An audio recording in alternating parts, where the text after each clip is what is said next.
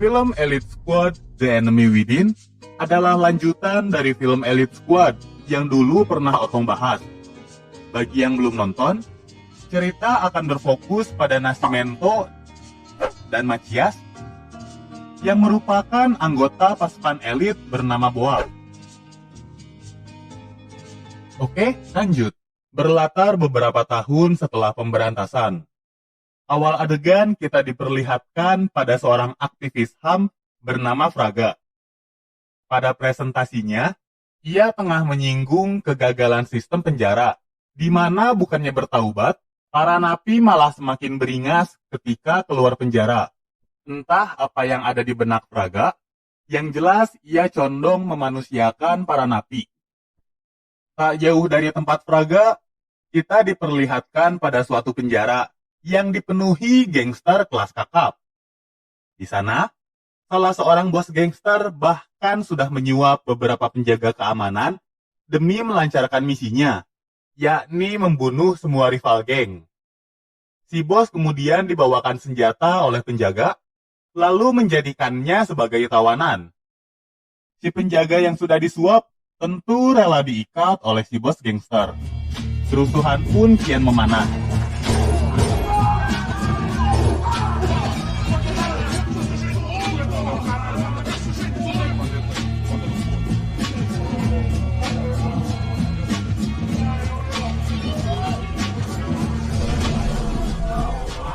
Kerusuhan yang tak terkendali membuat Boab kembali dipanggil.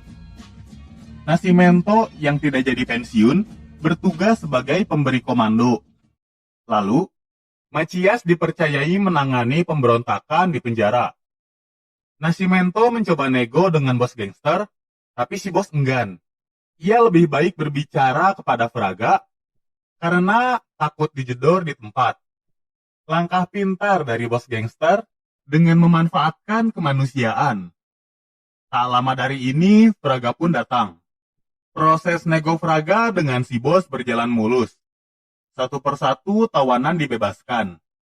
Nascimento menyuruh Machias agar menahan diri, tapi Machias yang sudah setanah air Boab masuk ke dalam sel.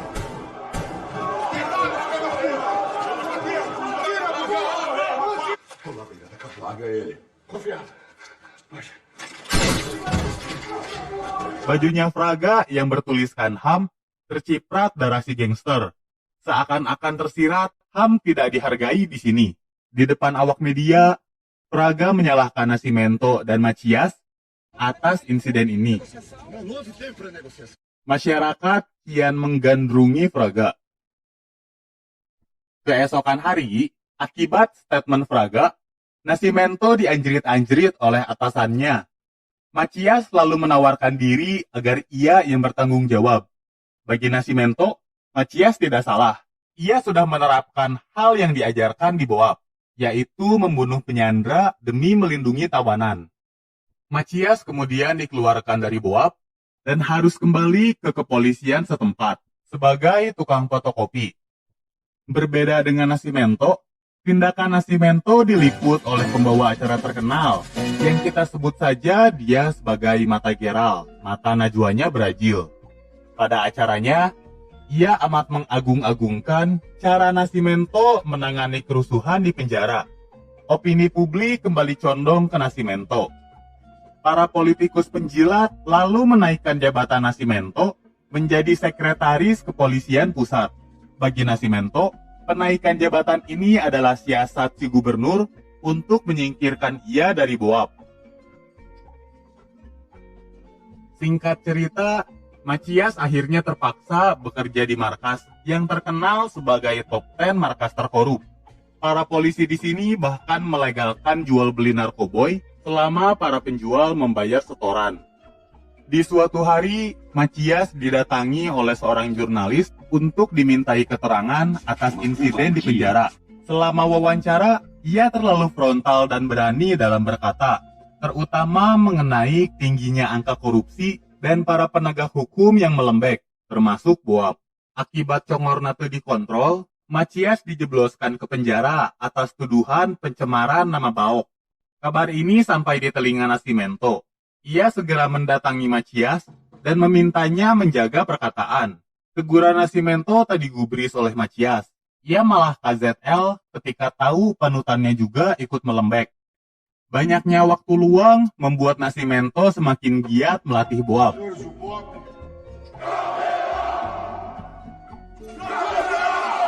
Dengan jabatan yang sekarang, ia membuat peraturan baru mengenai jumlah maksimum personil Boab. Kini, Boab tidak lagi beranggotakan 100 orang, tapi menjadi 300. Nascimento juga menggelontorkan dana yang cukup besar untuk membelikan kesatuan ini mobil tempur serta helikopter. Ia berencana membuat Boab semakin beringas. Rencananya sekarang adalah mengakhiri sistem yang korup dimulai dari mata rantai paling bawah, yakni gangster penjual narkoboy.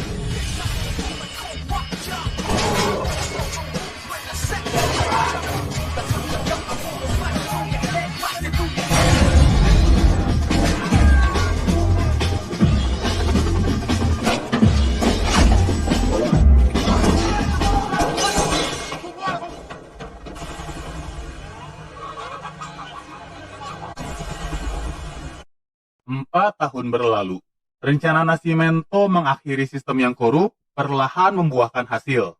Pemberantasan gangster berakibat pada mata rantai berikutnya, yaitu polisi korup. Uang sogokan yang mereka terima kian menipis, sebab mata pencaharian para gangster kini hanya berasal dari penyedia layanan TV kabel. Bisnis TV kabel tentu tidak mencuankan, tapi tingkat dijedor oleh Boab lebih rendah. Kalau begitu, apakah korupsi di kepolisian ikut menghilang? Oh, tentu iya. Meningkat.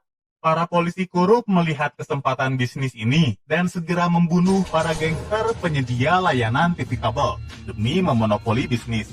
Nyaris semua sektor bisnis dikuasai oleh polisi.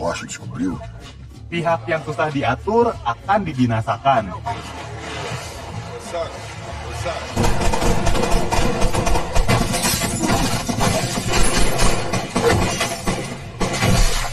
Singkat cerita, semenjak insiden di penjara dan banyak masyarakat yang mendukungnya, Fraga kini menjabat sebagai anggota DPR. Bukannya senang, Fraga memutuskan untuk maju sebagai gubernur di periode berikutnya. Ia merasa geraknya dalam menegakkan HAM lebih terbatas ketika menjabat sebagai anggota DPR. Jika terpilih sebagai gubernur, ia merasa akan lebih leluasa dalam menegakkan HAM, terutama dalam menangani kasus-kasus penyelewengan kekuasaan para aparatur negara yang korup. Adegan berlanjut pada suatu acara dangdut yang dipenuhi oleh orang-orang korup. Dari mulai gubernur yang sekarang menjabat, si pembawa acara Mata Geral yang ternyata ia adalah anggota DPR, hingga para tim sesnya si gubernur. Para koruptor kembali mematangkan strategi mereka demi memenangkan pemilu nanti. Mereka akan merampok persenjataan di markas polisi, lalu menuduh para gangster seolah-olah merekalah yang merampok senjata. Dengan alibi seperti ini, si gubernur akan mendesak Boab untuk turun tangan. Image anti-gangster inilah yang diinginkan si gubernur untuk memenangkan hati rakyat. Wajar saja jika di awal film, Mata Geral mengagung-agungkan tindakan Nascimento di penjara, karena ini merupakan bagian dari rencana mereka. Mata Geral kembali mengangkat berita perampokan markas polisi, dan berita pun menjadi viral. Jurnalis utusan Fraga datang ke TKP. Di sana, salah seorang polisi korban perampokan berkata, kalau pelakunya adalah orang-orang kepolisian jika dilihat dari sepatu yang dipakai. Cerita berlanjut pada komandan bernama Fabio. Fabio ini dulu pernah diselamatkan oleh Macias. Ia bersama polisi korup bernama Rosia mendatangi Macias. Berkat bantuan rekan sesama koruptor, Macias kembali ditempatkan di Boab. Penempatan kembali Macias ini tak lain adalah untuk memanfaatkan sifat Macias yang gila keadilan. Macias akan memimpin Boab dan diharapkan akan membinasakan para gangster secara membabi buta. Rapat segera diadakan sebelum operasi penyerbuan dimulai. Nascimento dan Macias kembali dipertemukan setelah 4 tahun lamanya. Nascimento tak setuju dengan adanya operasi ini karena ia tidak menemukan bukti atas insiden perampokan markas polisi dari hasil penyadapannya kepada para gangster. Namun pengaruh para pejabat dan polisi korup sulit untuk ditentang. Pada akhirnya, mereka tetap diminta untuk menjalankan misi. Di tempat penggerebekan, Macias dan anggota BOAB lain diminta menyamar menjadi polisi agar tidak dicurigai oleh bandar narkoba, dan penyerangan pun dilakukan keesokan harinya.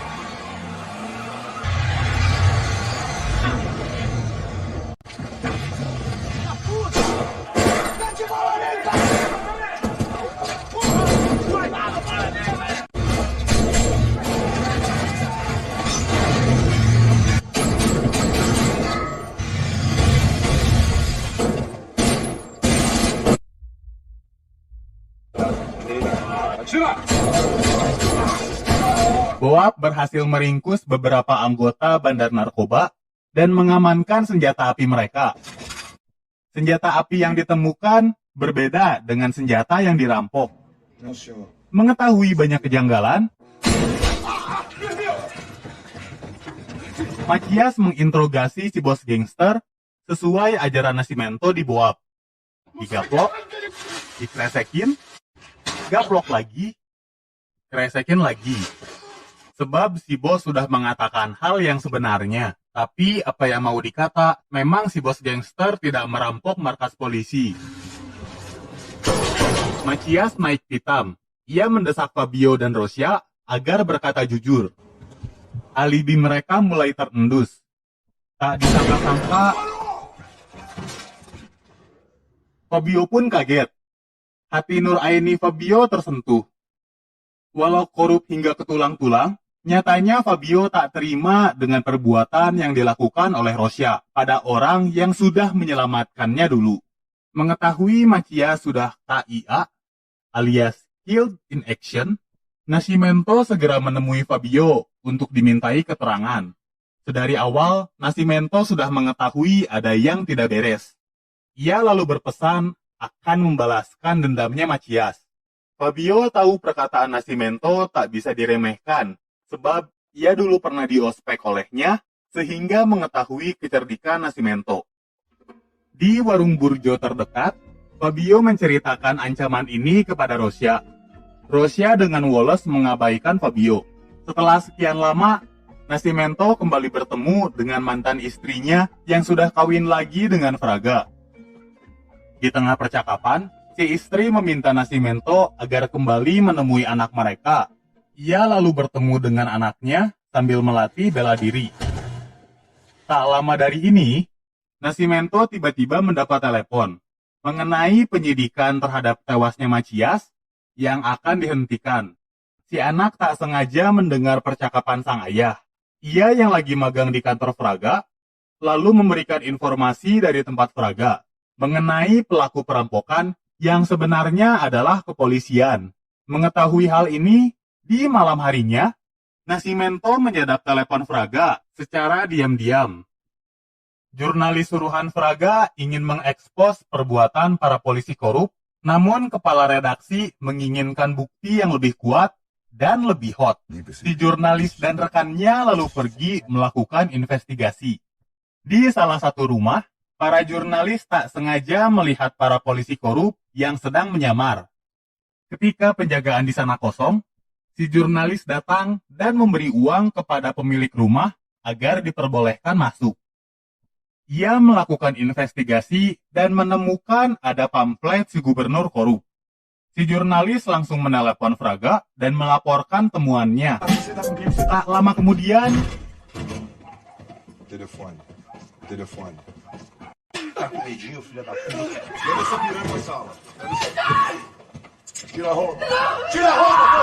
jurnalis yang sudah tewas diberitakan sebagai orang hilang. Fraga datang ke tempat si jurnalis bekerja dan meminta berita korupnya kepolisian dan gubernur agar diterbitkan.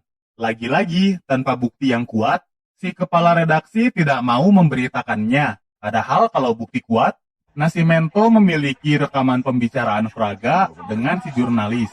Tapi kan Fraga nggak tahu. Nascimento akhirnya tahu siapa musuh dan siapa kawannya. Rosya dan tim korupnya yang tahu bahwa Nascimento perlahan menyingkap kedok mereka, langsung menjadikan Nascimento dan Fraga sebagai target. Nascimento berusaha menghubungi mantan istrinya agar lebih berhati-hati, tapi ia dikacangin. Por quê? Ah, meu pai. Seu pai?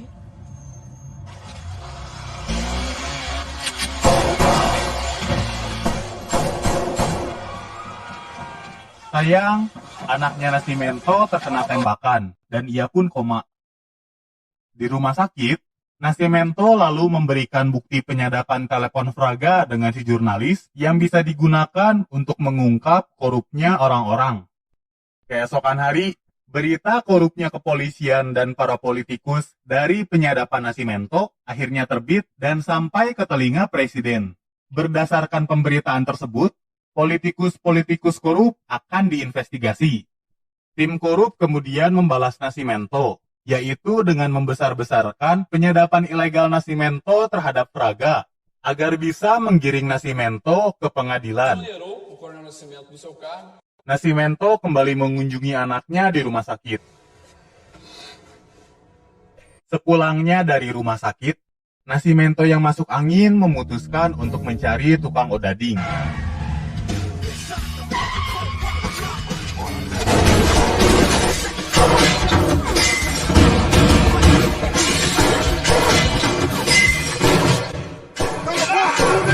Nascimento sudah menduga hal ini, sehingga ia meminta para anggota BOAB untuk mengawalnya.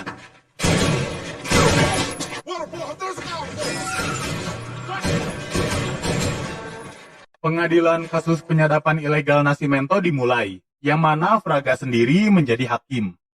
Selama dimintai keterangan, Nascimento membeberkan kasus korupsi di pemerintahan yang ia peroleh dari hasil penyadapan. Lagi-lagi mata Gerald menyela Nascimento dengan mengatakan kalau ia sudah CS-an dengan Fraga untuk menyabotase kampanye. Nascimento berkata hampir setengah yang berada di sini, alias para DPR, adalah orang-orang korup dan otaknya adalah si mata Gerald. Senhores, por favor, vamos manter o silêncio, por favor. Berkat testimoninya, banyak politikus yang dipenjara. Mereka yang lolos dari jeratan hukum, terutama Rosya dan kawan-kawan korup lainnya, dihakimi oleh Fabio, pemimpin polisi korup jilid 2. Upaya Nascimento selama ini sia-sia. Tak ada perubahan selain denda Macias yang terbalaskan. Sistem yang korup masih berjalan, hanya pemimpinnya saja yang diganti. Selama ini, sistem yang korup ternyata tidak hanya berawal dari piramida terbawah, tetapi dari piramida paling atas, yaitu pemerintahan itu sendiri. Bagi Nascimento, praktik korupsi akan hilang jika dihancurkan dari tatanan paling atas dan membangunnya kembali dari awal. Film diakhiri dengan tersadarnya sang anak dari koma. Tamat. Ending yang cukup woles bagi koruptor. Tunggu sebentar. Mari cek fakta filmnya. Film ini masih bersifat semi-fiksi, tapi keberadaan pasukan elit BOAB adalah asli. Karakter Fraga juga terinspirasi dari aktivis HAM di Brazil yang bernama Marcelo Freixo. Menurut Gabut Mania, mana yang lebih baik diterapkan di Indonesia, gaya Fraga atau gaya Nascimento? Tetap waspada kalau ada tukang cuanki bawa walkie-talkie. Dimanapun kalian berada, semoga selalu diberkati. Otong pamit diri dan jangan lupa subscribe.